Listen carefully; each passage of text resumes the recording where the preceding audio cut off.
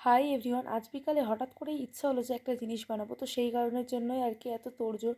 তো কী বানাচ্ছি সেটাই আর কি এই ভিডিওতে দেখাবো। তো ফার্স্টেই কিছুটা পরিমাণে আতপ চাল ভালো করে জল দিয়ে ধুয়ে নিয়েছি। আর এখানে সমস্ত জিনিসপত্র আমি গুছিয়ে গাছিয়ে নিয়েছি। যে চালটাকে আমি ধুয়ে রেখেছিলাম ওটার মধ্যে অল্প পরিমাণে জল দিয়ে আমি গ্যাসে ফুটতে দেবো। তারপর এই তো মোটামুটি 10% মতন সিদ্ধ হয়ে গেলে আমি দুধটাকে পুরোপুরি ঢেলে দেবো। তারপর এই তো দুধটা দেওয়ার পর মাঝে মধ্যে একটু ঘাঁটতে হবে, নইলে তলায় লেগে যেতে পারে বা হালকা পুড়ে পুড়ে যেতে পারে তলার দিকে।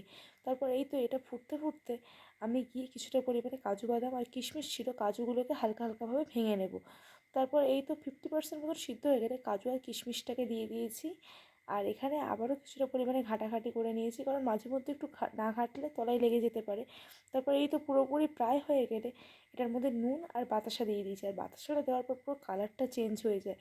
আর এটা খেয়াল রাখতে হবে যে এই বাতাসাটা দেওয়ার পর কিন্তু গ্যাস কিন্তু বেশিক্ষণ জ্বালালে জিনিসটা নষ্ট হয়ে যেতে পারে বা দুধটা কেটে যেতে পারে। তো এখানে তো মোটামুটি আমার খাবারটা রান্না হয়ে গেছে। তোমরা আজকে বলো তো আমি কী বানিয়েছিলাম। আজকের ভিডিওটা এইটুকুই, দেখা হচ্ছে পরের ভিডিওতে। টাটা।